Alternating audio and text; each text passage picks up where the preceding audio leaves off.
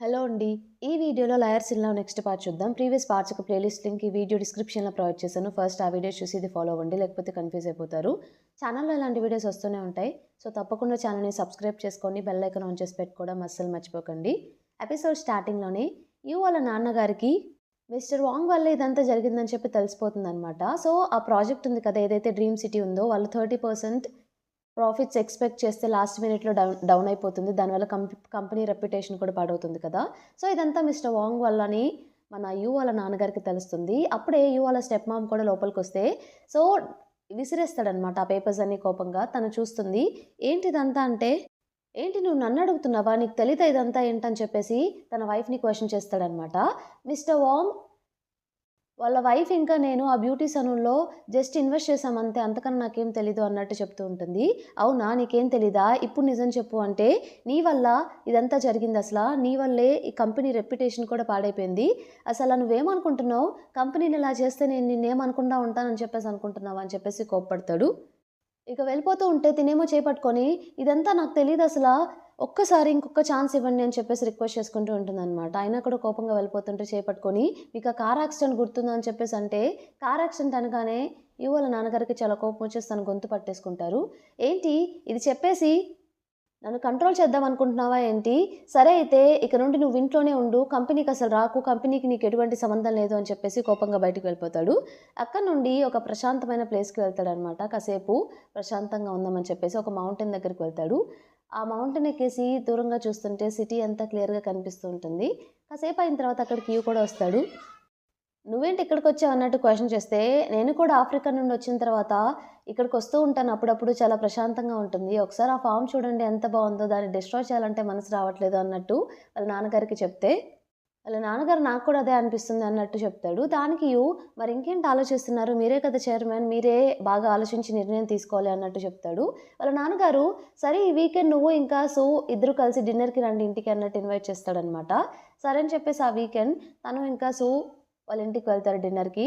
వెళ్ళగానే వాళ్ళ స్టెప్ మామ్‌కి ఇంకొక అబ్బాయి కూడా ఉంటాడనమాట. ఆ అబ్బాయి వచ్చేసి గన్ తోటి మన జియాంగ్‌ని షూట్ చేస్తాడు. జస్ట్ టాయ్ గన్ తోటి.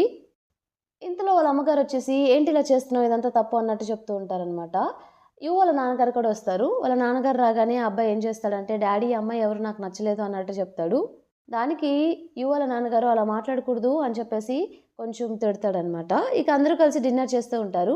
డిన్నర్ చేసేప్పుడు ఏం చేస్తుందంటే, జియాంగ్ ఏం చేస్తుందంటే, అబ్బాయికి తను నచ్చలేదని చెప్పేసి అందరి ముందు చెప్పాడు కదా! అందుకే కోపం వచ్చేసి ఒక కర్రీలో కాక్రోచ్ ఉంటే దాన్ని తీసుకొని కిందేస్తుందనమాట. అది చూసి ఆ అబ్బాయి వాళ్ళ అమ్మగారు ఏమనుకుంటారంటే, అబ్బాయే కావాలని ఇదంతా చేశాడని చెప్పేసి తిడుతూ ఉంటారు. సో, అబ్బాయినిక అల్లరి చేస్తున్నారని చెప్పేసి కిందకి వెళ్ళిపోమని చెప్పి పంపించేస్తారు.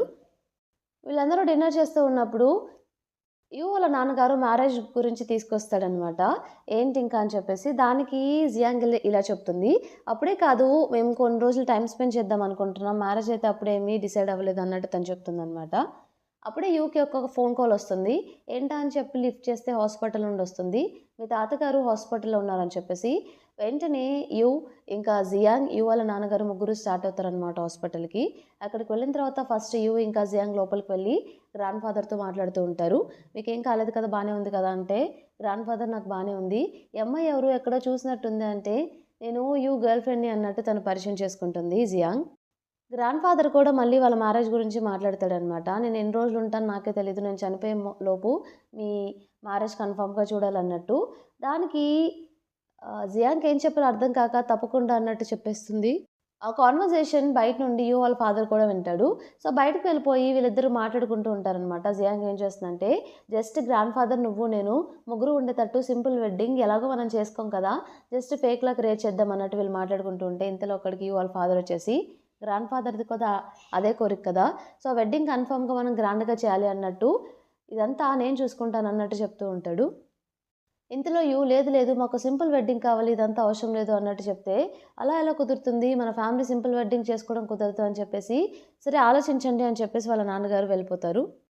హాస్పిటల్‌లో ఉన్నప్పుడే జియాంగ్‌కి వాళ్ళ ఆంటీ నుండి కాల్ వస్తుందనమాట. బట్ కాల్‌లో మాట్లాడేది వాళ్ళ నాన్నగారు. ఎప్పటినుండో వాళ్ళ నాన్నగారి కోసం వెతుకుతూ ఉంది కదా! ఫైనల్లీ వాళ్ళ నాన్నగారు రిటర్న్ వెళ్ళిపోతారు విలేజ్‌కి. సో, ఆంటీ ఫోన్ నుండే కాల్ చేస్తారనమాట. మీ నాన్నగారిని ఇక్కడికొచ్చాను అని చెప్పేసి. ఆంటీ అప్పుడే వచ్చి ఫోన్ లాక్కొని నువ్వేం రానవసరం లేదు, నేను చూసుకుంటానులే, నేను హ్యాండిల్ చేస్తాను మీ నాన్నగారిని అని చెప్పేసి కాల్ కట్ చేస్తుంది. అయినా కూడా జియాంగ్ వచ్చేసి ఆ ఫామ్కి వెళ్తుంది అనమాట వాళ్ళ నాన్నగారిని మీట్ అవ్వడానికి. అక్కడికి వెళ్ళగానే ఫస్ట్ ఆంటీ వాళ్ళ నాన్నగారిని తిడుతూ ఉంటుంది. ఏంటి ఎన్ని బిజినెస్లు పెట్టావు, ఎన్ని లాస్ అయ్యావు, ఫైనల్ ఇక్కడికి వచ్చావు, ఏం సాధించావు అన్నట్టు ఎంతసేపటికి జియాంగ్ వాళ్ళ నాన్నగారిని తిడుతూ ఉంటుందన్నమాట. వాళ్ళ నాన్నగారు ఏమి ఇదంతా ఎవరి కోసం చేశాను, జియాంగ్ కోసమే కదా, ఎలా అయినా సరే మనీ సంపాదించడానికే చేశాను, నన్ను అర్థం చేసుకోవట్లేదు మీరు అన్నట్టు ఆయన మాట్లాడుతూ ఉంటాడు. జియాంగ్ నువ్వైనా నన్ను అర్థం చేసుకో అంటే తనేమో ఏం మాట్లాడకుండా సైలెంట్గా ఉంటుందన్నమాట. ఈ ఫామ్ని కూడా ఇలాగ చేసావు, మళ్ళీ ఇక్కడికి ఎందుకు వచ్చావు, ఆ అమ్మాయి నీ కోసం వెయిట్ చేయట్లేదా అంటే ఆమెకి ఎప్పుడు నేను డివోర్స్ ఇచ్చేసాను ఫ్యూ మంత్స్ బ్యాకే, ఇక ఆమెకి నాకు ఎటువంటి సంబంధం లేదు అన్నట్టు చెప్తాడు. దానికి జియాంగ్ వాళ్ళ ఆంటీ ఏంటి నిజం చెప్తున్నావా అని చెప్పేసి కావాలని చెప్పేసి ఇక అతన్ని కొట్టడం స్టార్ట్ చేస్తుంది అనమాట. నేను అసలు నీ మాటలు నమ్మను, నువ్వు ఎప్పుడు అబద్ధాలు చెప్తావు అన్నట్టుగా. ఇక జియాంగ్ కూడా సైలెంట్గా అలానే చూస్తూ ఉంటుంది ఏం చేయకుండా. నెక్స్ట్ డే వచ్చేసి చన్నీ ఏం చేస్తుందంటే ఆఫీస్కి వెళ్తుంది. అక్కడ వాళ్ళందరూ తన సూపర్ స్టార్ కాబట్టి సెల్ఫీ కోసం ఆటోగ్రాఫ్ కోసం పరిగెత్తుకుంటూ వెళ్తూ ఉంటారనమాట. బట్ మన అసిస్టెంట్ చన్ వెళ్ళకపోయేసరికి అక్కడ ఒక అమ్మాయి అడుగుతుంది, ఏంటి మీ ఇద్దరు వర్క్ చేస్తారుగా కలిసి వెళ్ళట్లేదని చెప్పేసి. వర్క్ చేస్తాం అంతే, నాకు తనకి ఎటువంటి సంబంధం లేదన్నట్టు చెప్తాడు. సో అందరూ వెళ్ళి ఆటోగ్రాఫ్లు తీసుకుంటారనమాట. చన్నీ మాత్రం ఓన్లీ అసిస్టెంట్ చన్ కోసమే వెయిట్ చేస్తూ ఉంటుంది. అసిస్టెంట్ చన్కి ఏవో మెసేజ్లు పెట్టి మనీ వేస్తుంది. మనీ రిటర్న్ వేద్దాం అనుకుంటే తను కావాలని చెప్పి అసిస్టెంట్ చన్ని బ్లాక్ చేస్తుంది అనమాట, రిటర్న్ వేయకుండా. సో అసిస్టెంట్ చన్ని ఏం చేస్తాడంటే సరే మాట్లాడదామని చెప్పేసి చన్నీ దగ్గరికి వెళ్తాడు. తను రాగానే చన్నీ అసిస్టెంట్ బయటికి వెళ్ళిపోయి డోర్ వేసేస్తుంది. ఏంటి నన్ను బ్లాక్ ఎందుకు చేసావు, కావాలని చెప్పి నన్ను ఇక్కడికి రప్పించడానికే కదా ఇదంతా చేసావంటే, అదంతా కాదు నాకు ఒక స్క్రిప్ట్ ఉంది ప్రాక్టీస్ చేస్తావా నాతో అని చెప్పేసి స్క్రిప్ట్ ఇస్తుంది అనమాట అసిస్టెంట్ చన్కి. సో ఇద్దరు చెప్తూ ఉంటే డైలాగ్స్ తను కావాలని చెప్పేసి అసిస్టెంట్ చన్కి క్లోజ్గా వెళ్తూ ఉంటుంది. ఇదంతా స్క్రిప్ట్లో లేదు కదా అంటే నేను యాక్టర్ని ఇదంతా ప్రాక్టీస్ చేయాలి అన్నట్టు తను చెప్తుంది. అలాగే డైరెక్ట్గా అసిస్టెంట్ చన్ని కిస్ కూడా చేస్తుంది అనమాట. అసిస్టెంట్ చన్నిక తను కూడా రిటర్న్ కిస్ చేస్తాడు. అలా వాళ్ళిద్దరూ ఒకరి మీద ఒకరికి ఫీలింగ్స్ ఉన్నాయని చెప్పేసి అనుకుంటారు. నెక్స్ట్ డే జియాంగ్ వచ్చేసి యూతో కాల్ మాట్లాడుతూ ఉంటుంది. వెడ్డింగ్ డ్రెస్ సెలెక్ట్ చేయాలి త్వరగా రా అని చెప్పేసి. తినేమో ఏంటి అప్పుడే వెడ్డింగ్ డ్రెస్ అని చెప్తే అప్పుడే వాళ్ళ నాన్నగారు తన రూమ్ లోపలికి వస్తారు. సరే నేను మళ్ళీ చేస్తా అని చెప్పేసి కాల్ కట్ చేస్తుంది. ఏంటి నువ్వు మ్యారేజ్ చేసుకోబోతున్నావు, నాకు అసలు చెప్పనే లేదు, ఒకసారి నీకు ఒకటి చూపించాలి బయటికి రా అని చెప్పేసి తన కార్ దగ్గరికి తీసుకువెళ్తాడు. డిక్కీ ఓపెన్ చేసి ఇన్ని ఇయర్స్ నీ బర్త్డేకి ఏవైతే గిఫ్ట్లు ఇవ్వాలనుకున్నానో నువ్వు కోరుకున్నావో అవన్నీ తీసుకొచ్చాను, నువ్వంటే నాకు చాలా ఇష్టం అని చెప్పి చెప్తూ ఉంటాడు. ఇదిగో ఈ వైట్ డ్రెస్ నీకు చాలా బాగుంటుంది, దీన్ని వేసుకో అంటే తనేమో నాకేం అవసరం లేదని చెప్పేసి కోపంగా వెళ్ళిపోతుందనమాట. తర్వాత తను ఫామ్లోకి వెళ్ళి పీచెస్ కలెక్ట్ చేస్తూ ఉంటుంది. అక్కడికి కూడా వాళ్ళ నాన్నగారు వస్తారు. ప్లీజ్ నన్ను అర్థం చేసుకో, నేను చాలా మారిపోయాను ఇప్పుడు, కేవలం ఇదంతా చేసింది దేనికోసం, మనీ కోసమే కదా, నువ్వు హ్యాపీగా ఉండాలని చెప్పి నీ లైఫ్లో నీకు మంచిగా గ్రాండ్గా వెడ్డింగ్ చేద్దామని చెప్పి అందుకే ఇన్ని ఇయర్స్ కష్టపడి ఇప్పుడు వచ్చాను నీ మ్యారేజ్ టైంకి, ఎన్ని చేసినా నీ కోసమే కదా అని చెప్పేసి వాళ్ళ నాన్నగారు చెప్పడానికి ప్రయత్నిస్తూ ఉంటారు. తినేమో అదంతా నమ్మకుండా వెళ్ళిపోతూ ఉంటుంది. వాళ్ళ నాన్నగారు అట్లీస్ట్ నువ్వు వెడ్డింగ్ ఎక్కడ చేసుకున్నావు చెప్పు, మీ నాన్నగారికి ఆ హక్కు కూడా లేదా, నీ మ్యారేజ్ చూసే హక్కు కూడా అన్నట్టు వాళ్ళ నాన్నగారు ఎమోషనల్గా మాట్లాడడం స్టార్ట్ చేస్తారనమాట. సరే డేట్ ఫిక్స్ అయినప్పుడు చెప్తారన్నట్టు తను చెప్తుంది. వాళ్ళ నాన్నగారికి చాలా హ్యాపీగా ఫీల్ అవుతారనమాట. తనిక అక్కడ నుండి వెడ్డింగ్ డ్రెస్ సెలెక్ట్ చేయడానికి ఆ షాప్కి వెళ్తుంది అనమాట.